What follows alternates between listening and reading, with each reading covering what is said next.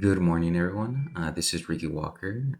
In regards to the gospel story and how I would summarize it when speaking to someone or witnessing to someone, this is for the assignment on Introduction to Bible and Theology.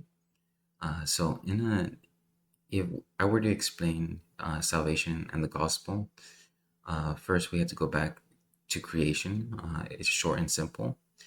God created mankind in His image, perfect and incorrupt, and he, through our disobedience to him and eating of the knowledge of good and evil, of the tree of the knowledge of good and evil, sin and death entered into the world.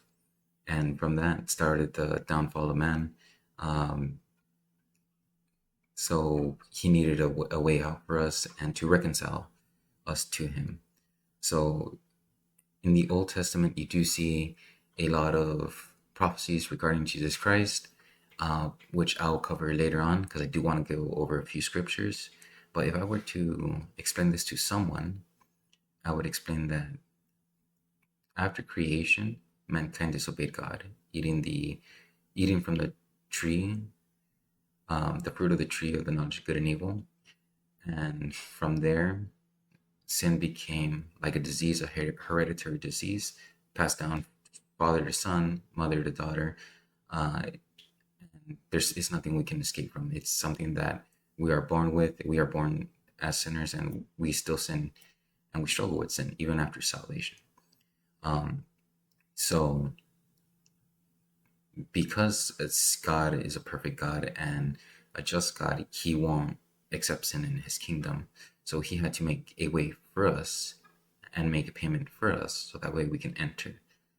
Think of it as um, some totally innocent man going to jail for your transgressions or your crime that you committed.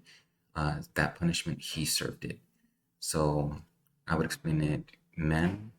Mankind is uh, all of them are sinners, me included, and Jesus Christ, who is God manifest in the flesh, took on the the form of man, sinful man, and lived a sinless, perfect life. And then from there, he sacrificed himself and took the punishment of the cross. And our punishment, which is the wages of sin, is death, and paid for in full. And all you have to do for salvation is to call upon the name of the Lord and be saved. Ask for that salvation. It's a free gift. You just have to accept it. A lot of people make it more complicated than it actually has to be. And that is one of the beauty of salvation. It's so simple. All you need to do is talk to him. You don't even have to clean your life. He wants you the way you are. And anything else, you and through your relationship with Christ, will get cleaned out afterwards. In the Bible, in the Gospels, it says, I came not to call the righteous, but sinners to repentance, right? To bring them to him. So I want to go over three main scriptures that highlight um, salvation beautifully. The first one is going to be in Romans 5:8. It goes like this: Romans 5:8. But God commended his love towards us, in that while we were yet sinners, Christ died for us. So Christ being the Greek word for Messiah, the Messiah, God manifest in the flesh, died for us sinners. The next one is also in Romans. That's why it's a lot of the times people call it the Romans Road. So it's in Romans 10:13. For whosoever shall call upon the name of the Lord shall be saved. It doesn't give specific requirements. It says whosoever calls upon the name of the Lord shall be saved. Uh, it doesn't say, oh, you have to be a good person, you got to fix your life. Anyone can. And then the last one is here in the Old Testament. It was a prophecy in regards to Christ and the suffering that he had endured for our salvation. So Isaiah 53, verse 5, but he was pierced for our transgressions. He was crushed for our iniquities. Upon him was a chastisement that brought us peace, and with his wounds we are healed.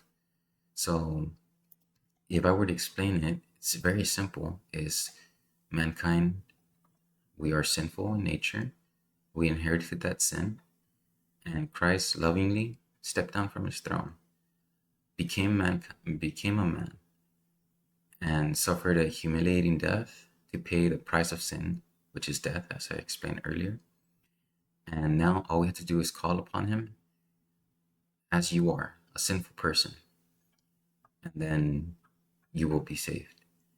And then from there, your relationship, your own cleaning, your own sanctification comes through the relationship you have with Christ and will happen over time. You do not have to be righteous. You do not have to clean your life up. He will work with that with you. You just have to start by calling his name. Thank you, and I look forward to hearing everyone's response and seeing if anyone else has different scriptures.